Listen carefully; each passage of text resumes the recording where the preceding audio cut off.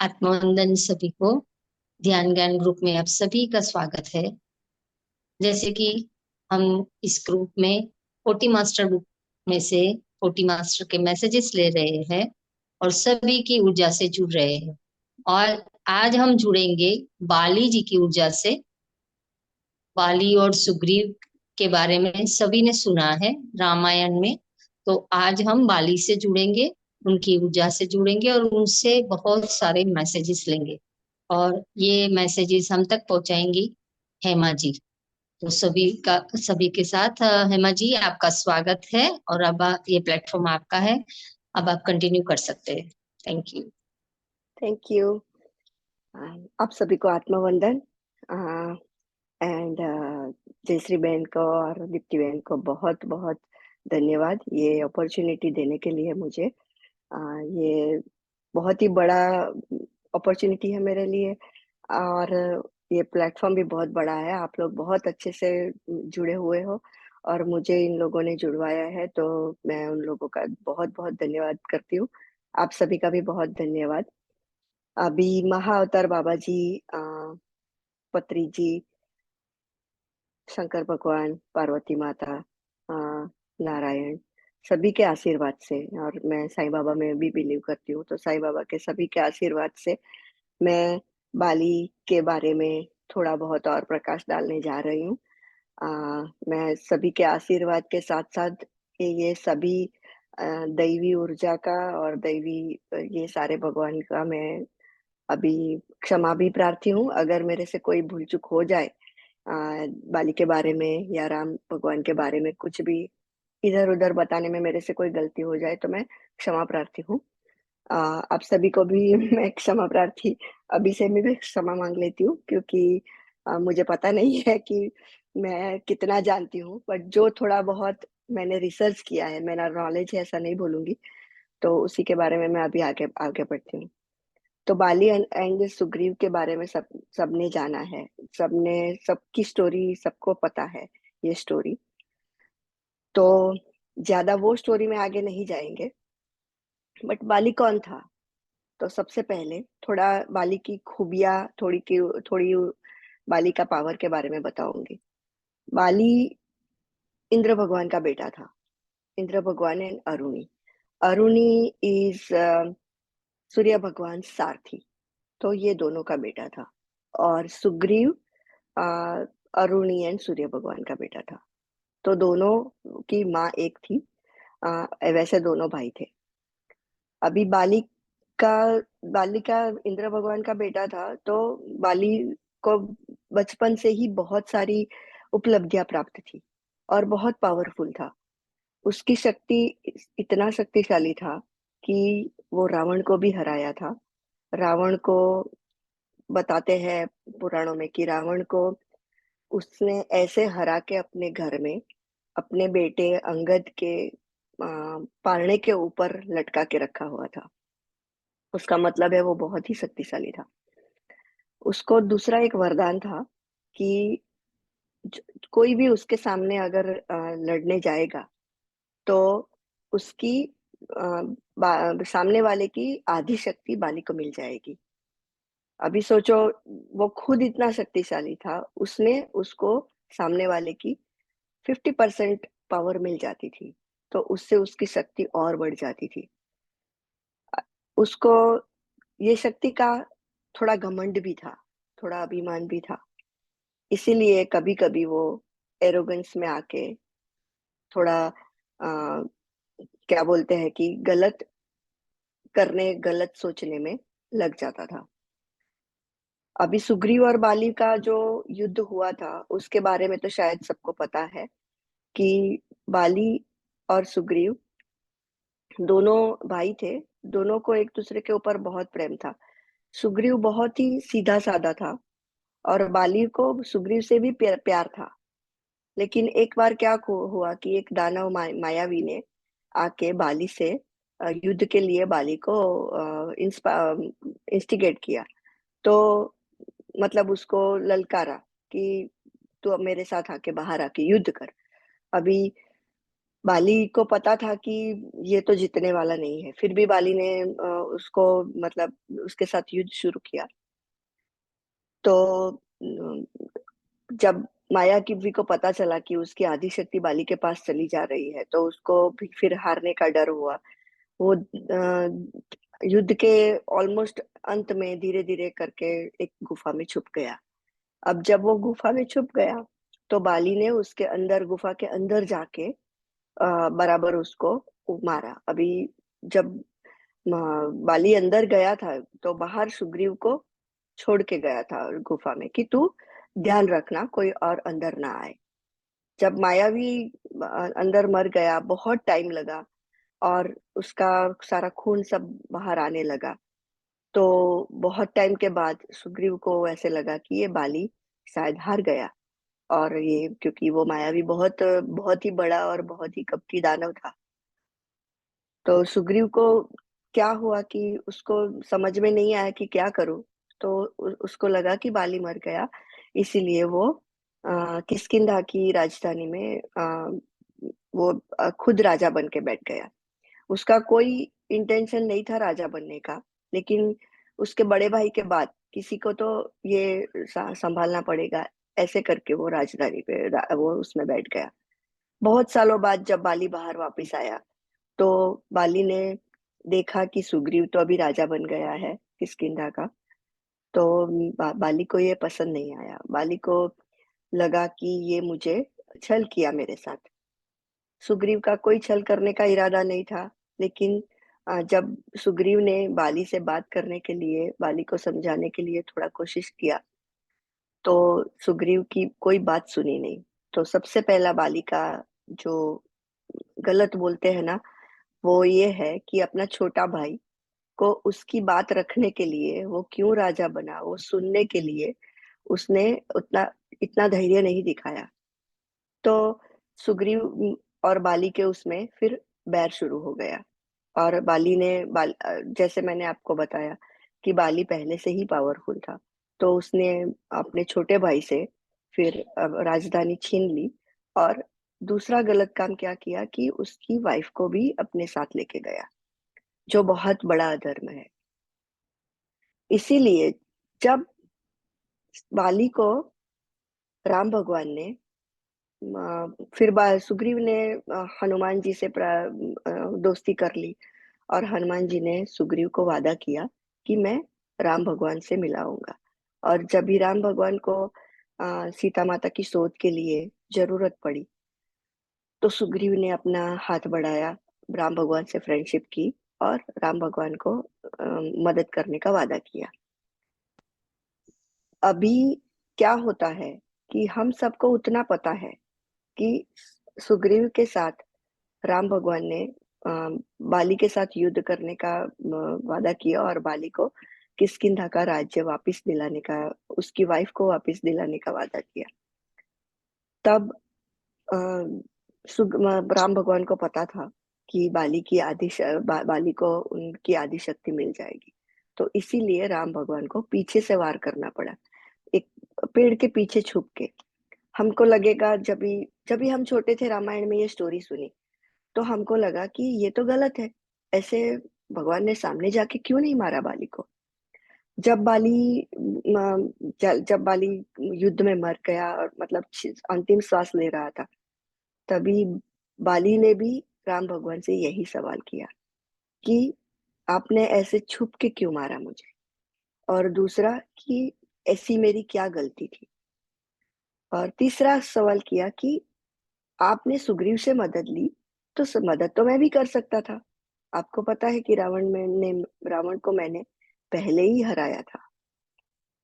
तो अभी राम भगवान ने अभी जब मैंने अभी फिर से ये सब पढ़ा, तब मुझे ये एहसास हुआ कि राम भगवान ने उसके 5 कारण बताए कि क्यों राम भगवान को ऐसे बाली को छुप के मारना पड़ा। तो मैं उसमें थोड़ा प्रकाश डालूंगी कि बाली ने एक तो सबसे पहले कि राम भगवान ने बताया कि ये वानर था और राम भगवान क्षत्रिय।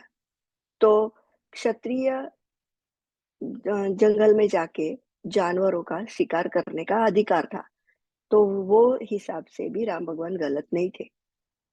दूसरा, छुप के मारना पड़ा बाली को, क्योंकि अगर राम भगवान सामने जाके मारते तो बाली का वरदान के हिसाब से राम भगवान की आदि शक्ति बाली को मिल जाती, जो ये भी गलत था। अगर बाली को राम भगवान की शक्ति मिल जाती तो वो तो बहुत ही अपने आप को घमंड में और पावरफुल कर लेता। तीसरा, वाली सुग्रीव से भी बहुत भक्तिभाव वाला था, जितना शक्तिशाली था उतना भी भक्तिभाव वाला था। तो राम भगवान को ये भी पता था कि अगर वो सामने जाएंगे तो वाली पहचान लेगा राम भगवान को, और वो खुद ही अपने आप को शरण में ले दे देगा। शरण में कैसे दे देगा वो, कि वो इतना भक्तिभाव वाला था तो वो लड़ेगा ही नहीं, और लड़ेगा नहीं तो उसका जो अधर्म है उसकी सजा कैसे दे पाएंगे। क्योंकि राम भगवान के शरण में जाने वाले को तो राम भगवान, कितना भी तुम गलत हो, कितना भी पाप किया है, तो भी राम भगवान अपनी शरण में आने वाले का हमेशा रक्षा करते हैं। तो राम, और वो सामने से बोलता कि मैं वो जल्दी जाके सीता जी को, रावण को फटाक से हरा के सीता जी को आके वापिस कर लेके आ जाता और वापिस कर देता। लेकिन ऐसे तो राम भगवान को ऐसे हेल्प नहीं चाहिए थी। तो राजा बालफाली ने पूछा कि मेरा मदद क्यों नहीं लिया। तभी राम भगवान ने बताया कि मेरी पत्नी सीता ऐसे अधर्मी के पास थी, कि जो रावण ने वो गलत किया था दूसरे की पत्नी को उठा के लाने का। तो भगवान ने वाली को समझाया कि तूने भी तो यही अधर्म किया है, तूने भी तो यही गलत किया ना, तू छोटे भाई की पत्नी को उठा के लेके गया है। अगर एक अधर्मी दूसरा अधर्मी के सामने जाएगा तो उसमें भगवान धर्म के साथ कैसे है फिर। तो ये चौथा कारण था कि राम भगवान ने वाली से मदद नहीं मांगी।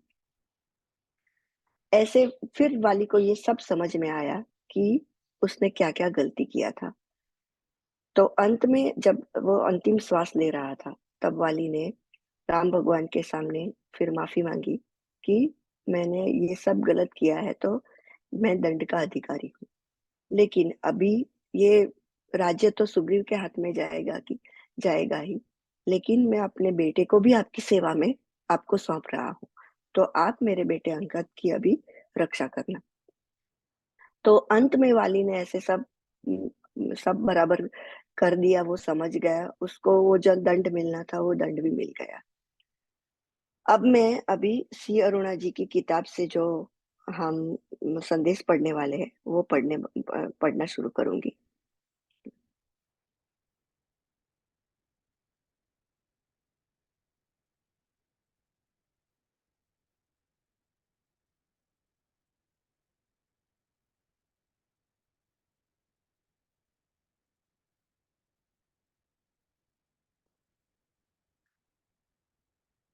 जस्ट थोड़ा मुझे एडजस्ट करने में, अब दिख रहा है ना सबको बराबर? क्योंकि मुझे अभी ये व्हाट्सएप पे पड़ेगा। ठीक है, चलेगा। थोड़ा सा फेस नहीं दिख रहा है, आधा ही दिख रहा है। अभी दिख रहा है? क्योंकि मेरा कैमरा अभी साइड पे चला गया है ना, मैंने व्हाट्सएप ओपन किया इसलिए। ठीक आप है, ये थोड़ा। मैं फटाफट मैं हम्म। एडजस्ट करती हूँ, मुझे बताना कि ये कब बराबर है। बराबर है अभी? हाँ, हाँ, अब चलेगा। ठीक है। अब बराबर। जी, जी। ठीक है।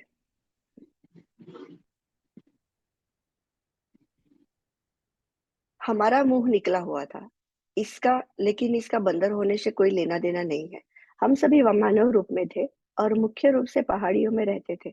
हमारे सभी लोग एक शाखा से दूसरी शाखा में उड़ने के लिए माहिर थे, और पहाड़ियों के बीच कूदना हमारे लिए बाएं हाथ का काम था। हम मुख्य रूप से हठ योगी थे, इसलिए हम सभी के पास उत्तम शरीर था। हम सभी शरीर में परिपूर्ण थे। हम हम में से कई लोग कुछ गज की दूरियां उड़ने में भी सक्षम थे। लेकिन हम, या कम से कम मुझे ये स्वीकार करना चाहिए कि मुझे आत्मज्ञान या बुनियादी ध्यान के बारे में ज्ञान नहीं था। मैं सुग्रीव का बड़ा भाई था, सबसे पहले मैं आपको अद्भुत मेरा अद्भुत भाई सुग्रीव के बारे में कुछ कहना चाहूंगा। यह अपने अवतार में एक परफेक्ट मास्टर थे। उनकी एक सुंदर पत्नी, एक आकर्षक महिला महिला थी। बेशक भाई ने उनकी इतनी अच्छी तरह से देखभाल की कि वो किसी अन्य पुरुष के बारे में सोचने से भी कतराती थी। अगर किसी का पुरुष या पति कहा जाए तो एक केवल सुग्रीव था। यह उनके रिश्ते का प्रभाव था जिसे विवाह कहा जाता है। शुरू से ही सुग्रीव देव के प्रति एक मैं गुस्सेल भाई था। उन्होंने मैं उन्होंने मेरे तरीकों के आगे आत्मसमर्पण करना सीख लिया था, क्योंकि उन्होंने सोचा कि वो सबसे अच्छा तरीका था जिससे वह एक आदर्श व्यक्ति बन सकते थे। किसी भगवान या क्या मास्टर की नजर में आदर्श व्यक्ति हाँ बन सकते हैं। मुझे ये नहीं पता था। वह हमेशा मुझे अहिंसा और सहभाजन करने के गुणों के बारे में उपदेश देते थे। कुछ भी केवल मेरा नहीं है। उन्होंने अपने जीवन में इस विचार को इतनी आसानी से समाहित कर लिया कि वह अपनी सबसे अद्भुत संपत्ति के साथ भाग लेने में भी संकोच नहीं करते और इसके बारे में एक बार भी नहीं सोचते। वह एक महान गुरु थे। इसीलिए मैंने कहा कि वह अपने अवतार के एक परफेक्ट मास्टर थे। जैसे हमने देखा, अभी मैंने जो बताया उसमें अभी ये भी पता चल रहा है कि वाली को सुग्रीव की सारी अच्छाइयां के बारे में पता था। फिर भी उसका खुद का ईगो या अहम उसको हमेशा पीछे रख रहा था अपने भाई को ऐसे प्यार देने में या भाई की बात मानने में।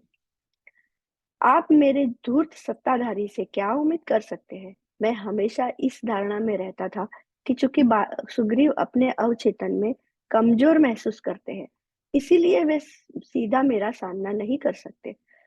वह मेरे रास्ते में खड़े होने की हिम्मत कैसे कर सकता है? यह मेरे सोचने का तरीका था। इसीलिए मेरे भाई की सुंदर पत्नी को देखकर मैं उसे जबरन अपनी कैद में ले गया।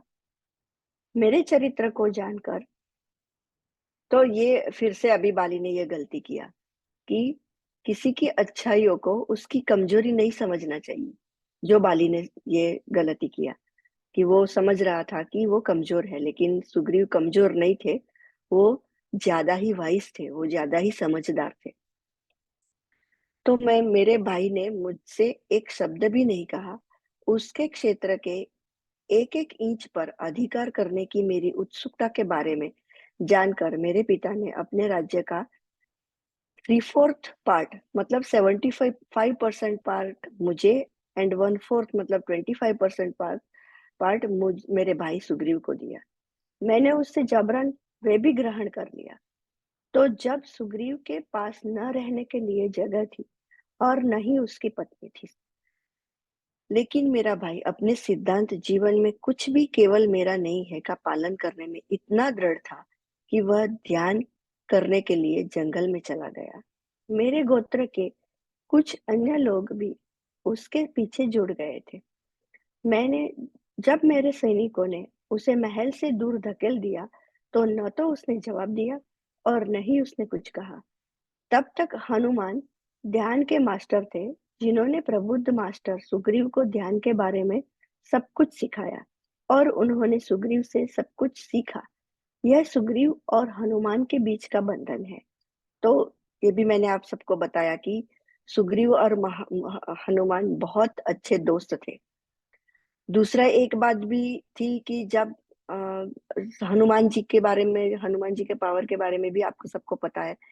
तो हनुमान जी ने जब सूर्य को निगल लिया था, तब जब सब पूरा पृथ्वी पे अंधेरा छा गया था, सब देवों ने मिलके, हनुमान जी जब छोटे थे तो उनको पता नहीं था कि ये बड़ा गोला क्या है।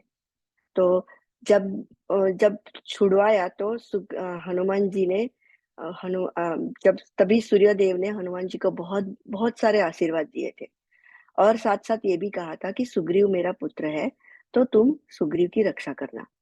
तो हनुमान जी ऐसे सुग्रीव की अच्छे से रक्षा के साथ, मतलब एक फ्रेंड होके उनका साथ दे रहे थे, बहुत अच्छा फ्रेंड का अपना कर्तव्य निभा रहे थे।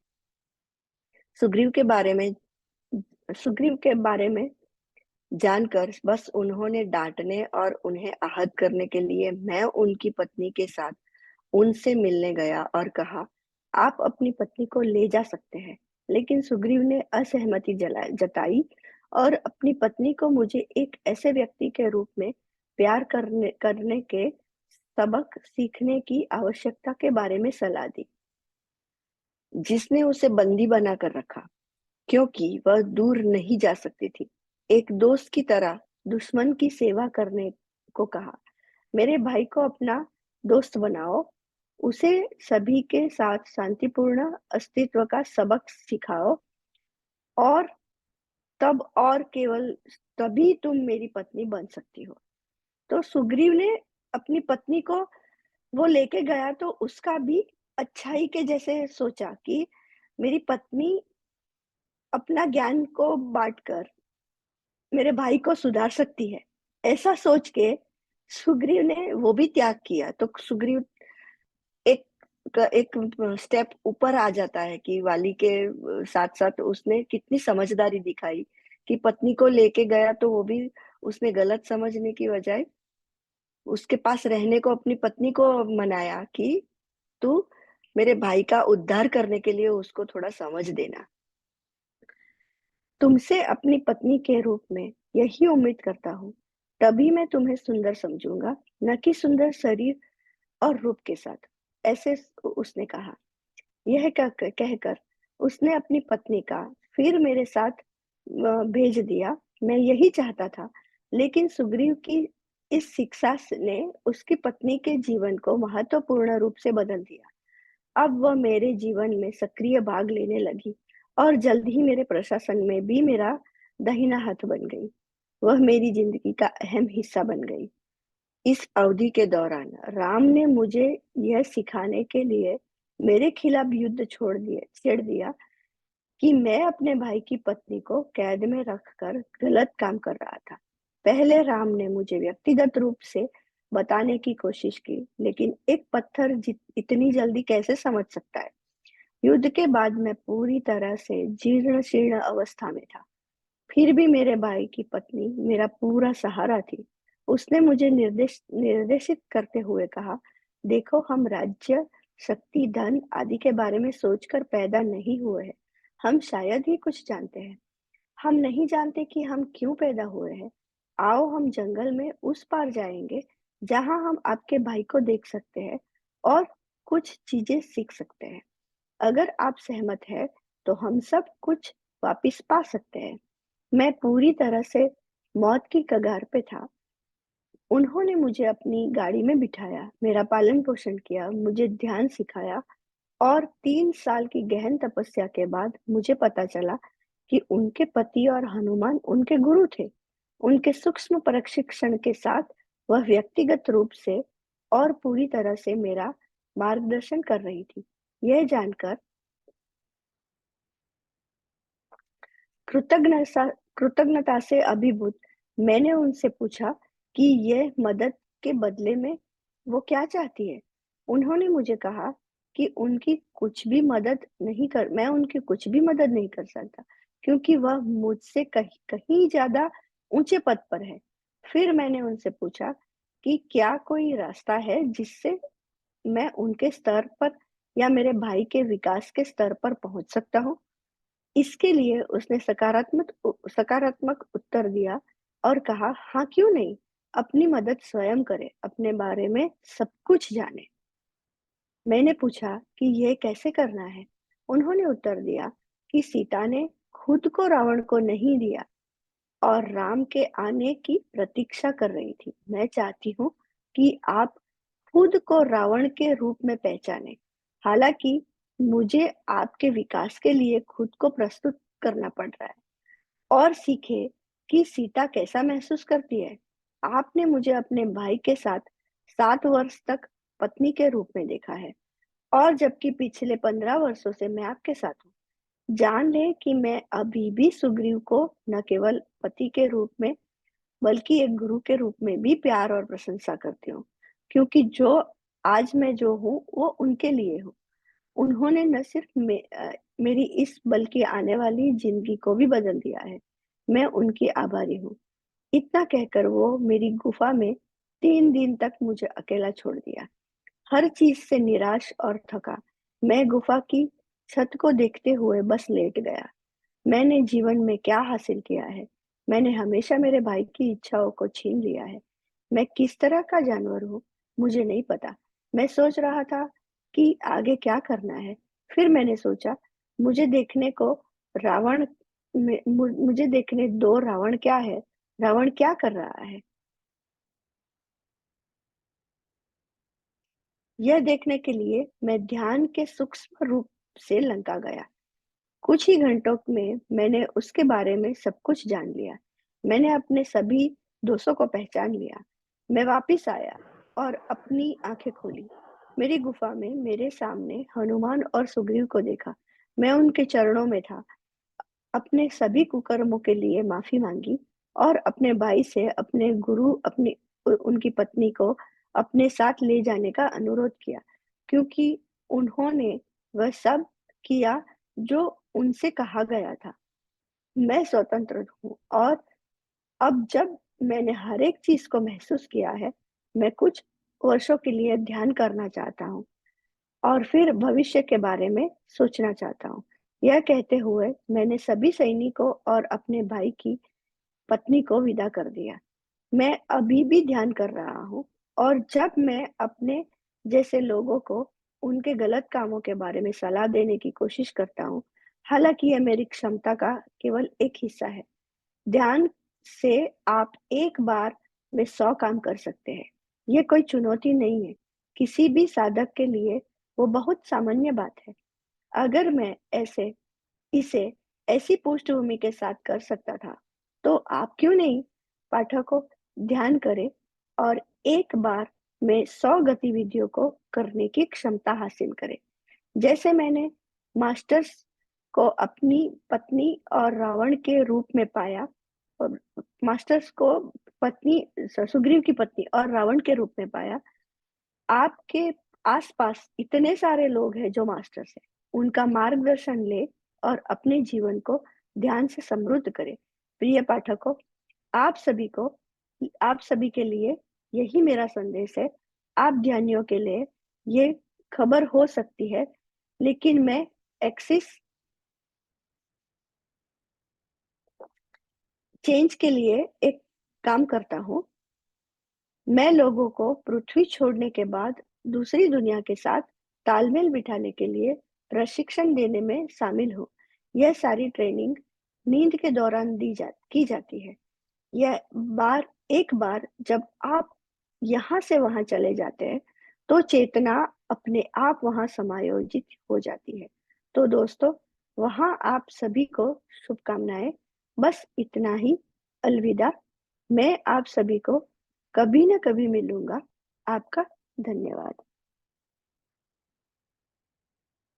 तो बहुत अच्छा संदेश दिया वाली ने। अपनी सारी गलतियों को आखिर में मान लिया और अभी थोड़ा उन्होंने कुछ सीखा ध्यान के बारे में, वो भी समझाया।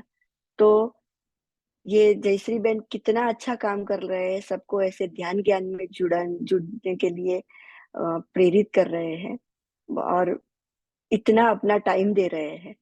तो आपको आपके लिए आपको धन्यवाद देने के लिए मेरे पास एक्चुअली शब्द नहीं है।